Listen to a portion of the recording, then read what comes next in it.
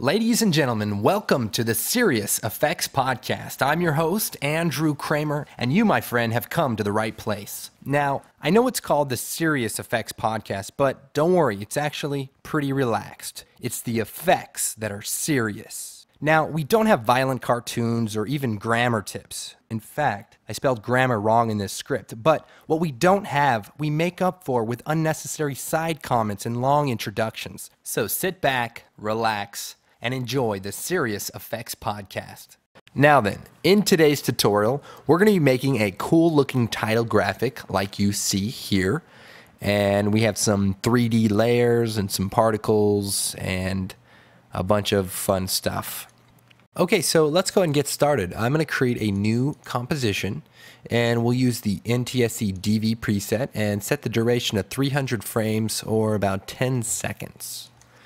Then I'm going to take the text tool, click in the middle of the comp, and type Serious Effects. Center that up a little bit. Now let's go ahead and make a new solid, and we'll make it, instead of comp size, 300 by 600, so it's a little taller. Then we'll choose Effect, Noise and Grain, Fractal Noise. And let's go ahead and set this up. I'm going to toggle down the transform properties and let's uncheck the uniform scaling. And so we can scale these independently. And let's take the height up to about 3000. And I know the slider doesn't go that far, so just type it in. 3000. And the width, let's just set that to 75. Then let's go to the contrast, and we want to pump this up, say about 500, and it's getting a little blown out, so let's bring the brightness down some.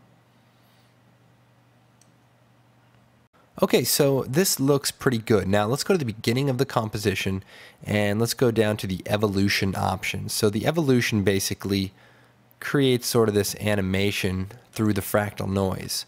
But what we want to do is set the stopwatch at 00, go to frame 200, and let's add 1 revolution.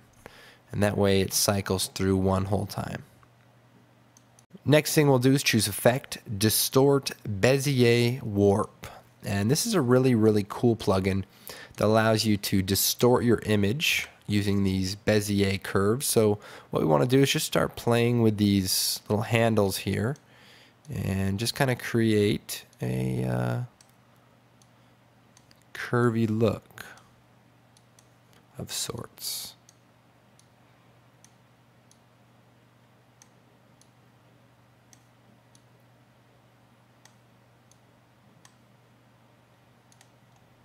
Okay, so that looks pretty good. Try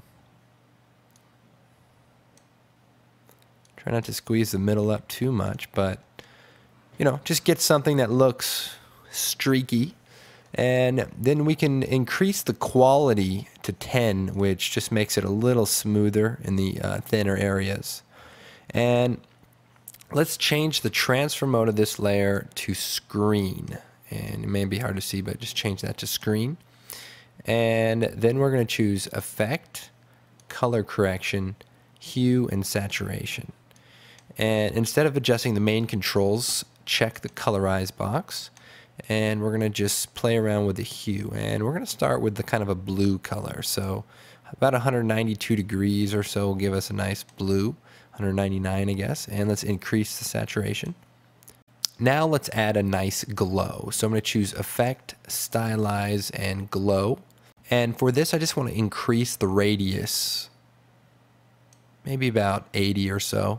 And if we want to brighten up the glow a little bit, we can also brighten up the fractal noise.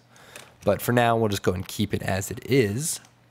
Then what we want to do is duplicate this layer. So I'm going to duplicate the layer by hitting Control D.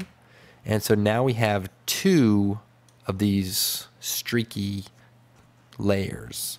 And what I want to do then is take the second one, and we'll call it green. If you select the layer name and hit return, you can rename the layers. And I'm going to select the green layer and go to the hue and saturation controls and push this over to a green color. And as you can see, a lot of colors look pretty good, but we're just going to use kind of a nice green. Maybe bring the saturation down a little bit. So that looks good. Also, I want to go to my Bezier warp, and let's sort of move these nodes around just so that it's not exactly like the other one, and so you have a little bit of uniqueness to it. Okay, and let's go ahead and just move this back in place. Okay, now let's offset the time of the green one. So let's just move it over and then just position it out of frame there. And of course, we can go back to the fractal noise and increase the contrast and decrease the brightness. And that'll give us basically less to see and just, more streaking. So increase the contrast, decrease the brightness. Okay, now let's go ahead and make this series effects text stand out a little bit more. I'm going to put it on top and center it again. I'm going to choose Effect, Generate, Ramp. And if you select the name Ramp, we have these two little controllers, and if you hold Shift down, bring them closer together, we can create a little gradient there, and I'll just make it maybe a little blue.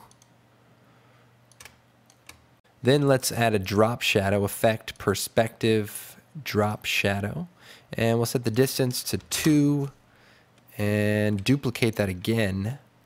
Set the distance to 0 and give it a little bit of a softness. So that basically gives us a little soft shadow with like a nice harsh shadow. And if we increase the opacity of both these, be able to see that a little bit better.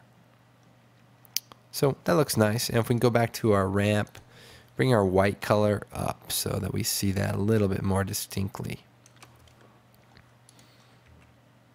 Okay, so that's looking good. Now, let's create our particles that are kind of floating around in the air. So I'm going to choose Layer, New, Solid. This time we want to make it the comp size and choose OK. And let's go over to our Effects and Preset palette and let's type in Particle. And we have our CC Particle World. And if you don't have this plugin, it's on your After Effects installation disk. So I'm going to drag that out to our layer. And basically we have this really crazy particle system, but that's a little too crazy even for my taste. So let's solo the layer and let's make some adjustments. First, let's change it from the grid floor to just off. And let's go to our producer settings, our physics, and our particle. And what we want to do is increase the radius of the X so that it's kind of wide. And make it tall, and make it 3-dimensional. So let's see, 0.6, 0.3, and 1 or so. And let's set the velocity to 0 so it doesn't shoot out from a single point. And instead of having the gravity pull it down, let's set the gravity to 0. But as you can see, look at that. You almost have a nice rain effect. See that? Hidden tip right there. Bring the birth rate down to like 0.2 and change the color and you might have yourself some rain. But let's focus here for a moment. I want to change the gravity to 0. And so now our particles just kind of sit there. And let's change the particle type to lens bubble. And that creates this nice effect here. And our birth and depth size to 0.15. 0.15. So pretty small. And if you want to change the color of this, change the solid setting color. So if you want it white, use white. Other things that may be important is the birth rate and of course the birth size. So play around with those to get the look you're after. Now, if we take the solo layer off, we can see that our particles are generating in our scene, and that's starting to look pretty good. And I'm just going here. Got some very cool, very unique looking effect in the background.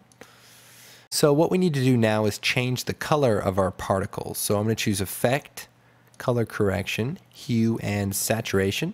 And again, we'll colorize it and Bring the lightness down a little bit, and that will actually add the color since it's pure white. And bring the saturation up, and let's pick a color here. So you can't go wrong with like a blue. That looks pretty good.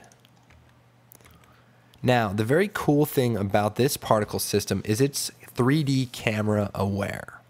Now, what that means is if I create a new camera, choose OK, I can orbit around these particles in 3D space. Pretty cool. So the only problem is our other layers aren't three-dimensional. So what we need to do is put them into 3D space as well. So let's go ahead and name our particle layer so that we don't get confused. And let's take our Series effects, our green streaks, and our blue streaks, and turn them all into 3D layers by clicking on the 3D layer checkbox. Then take our Series effects. Then if we go to the blue gizmo, we can kind of move it down on the Z-axis to kind of pull it towards us. So just be careful, because if you're on the X, you'll move it left and right, and on the Y, up and down. So you just want to go to the Z and just bring it forward a little bit. Not too much. Then we'll take our green layer and we'll just push it back. And our blue layer will also push it back just a little bit. Now you see how we made the layer extra long? That way we don't get cut off like this one is getting cut off. Let's just scale it up. Simple solution. Okay, so that's looking pretty good. Now let's create a simple little camera move. Okay, now at frame 1, you'll notice that the particles are not in the scene, and that's because they haven't emitted yet. So just offset the layer so that they're in the scene, and just, extend your comp if you need to make it a little bit longer, but this should work for most cases. Now let's create our 3D camera move. So with the camera selected, I'm going to hit P on the keyboard for the position, set a stopwatch, then take the orbit camera tool, move to 150 frames, and just kind of orbit around. And if I hold down Shift, everything will kind of stay together. So that way we create this nice little camera move. And let's go ahead and play that back.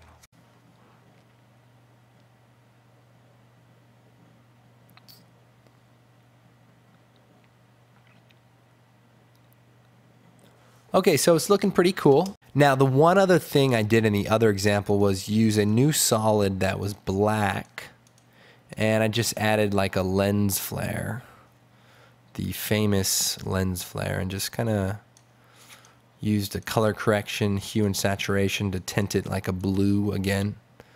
It's all about getting your colors together. Let's see.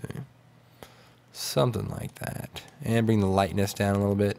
I put it underneath all the layers, so you just had a little something back there, just something subtle. But anyway, this is one way to create some very interesting effects. And to change this whole thing, just go back into the fractal noise settings and play around with the transform. Maybe make the scale width a little thicker or even a little thinner. And you'll just see some very interesting things just playing around with that fractal noise. So that's how come you can never make the same design twice, especially when you're having so many different settings.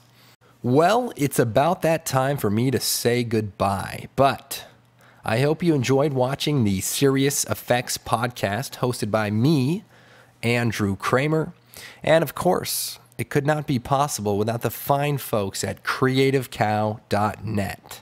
I recommend you go down there. Hey, I recommend you go down there right now. And be sure to check out my training DVD, Serious Effects and Compositing, at creativecowtraining.net. A lot of good stuff there as well.